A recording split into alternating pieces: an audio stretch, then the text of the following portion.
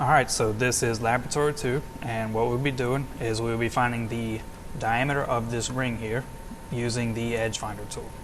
And the first thing you will do is you'll get into your Mach4 software, and in order to use the keyboard here, you will need to enable keyboard inputs, and you will enable the whole system from the controls over here on the left.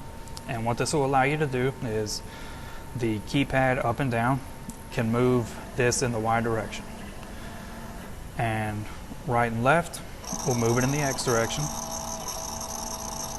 and page up and page down here we'll move it in the Z direction. And what you want to do is you want to make sure the edge finder tool, the tip of the tool rather, is about halfway down in the ring. That is the optimal depth to see how the edge finder changes when you offset it here. And what you want to do to get started is make sure the spindle is on and turned up just a little bit, but you don't want it too fast. And you go over here to the software, spindle clockwise, activate it there, and now you can see it is about right. You don't want it to be too fast because you'll damage the edge finder tool. So this should be fine. So what we'll do here for this one, even though in your lab manual it probably says to go in the X direction, we're going to do it from the Y direction here because our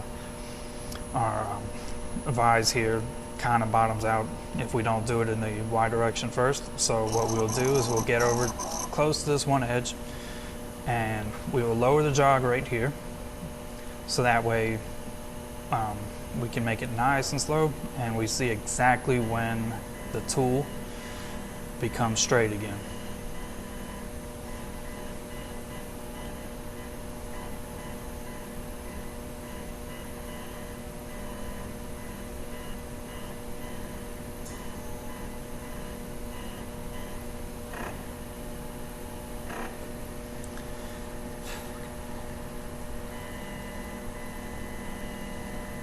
We need to move it over a little bit to the left here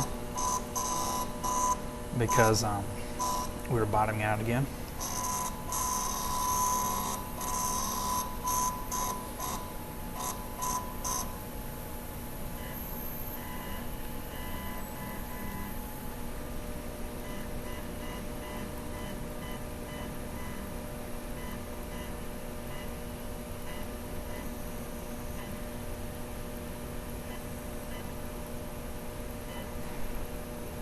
Now the tool is straight, so what that means is we will go over here and we will zero it in the Y direction. Now we will go in the opposite direction to find the other edge. And we can speed the jog rate up so this doesn't go quite as slow. We'll use a tool to offset the edge finder and slow down the jog rate a bit more.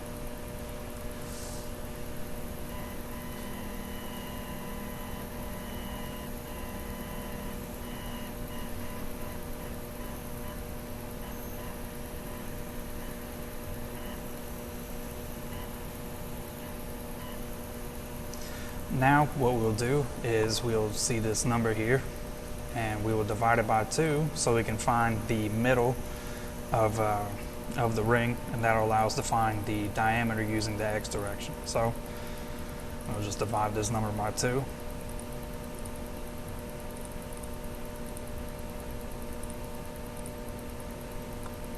And we will simply go over here to MDI, and what we can do is we can just plug that number in.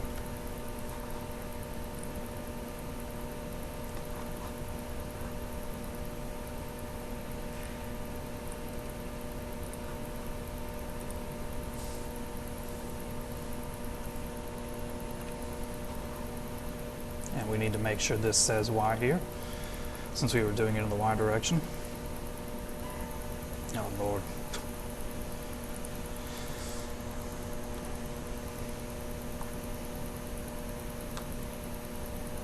And what we can do is hit cycle start MDI, and it moves it right to the middle for us. So now we can just exit out of the MDI. We won't need that anymore for right now.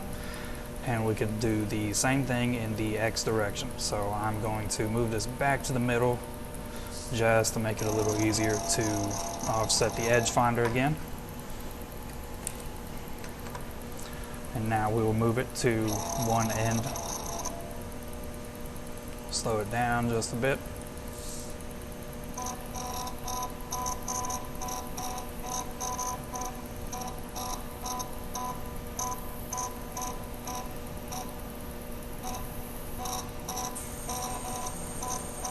And we overshot it a bit. So let's retry it.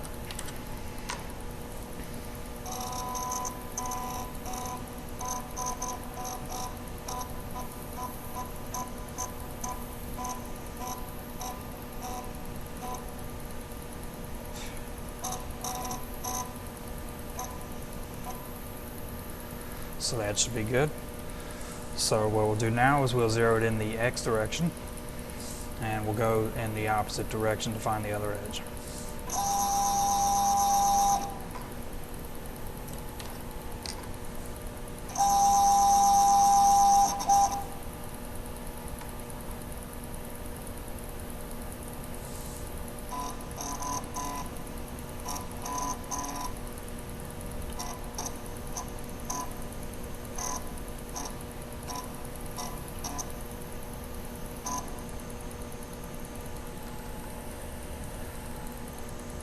That should be good.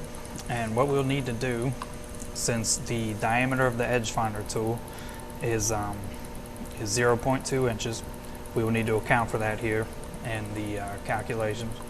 So what we'll do here is, since this is the value of X that we've calculated here using the edge finder tool, we will plug this in to the calculator here.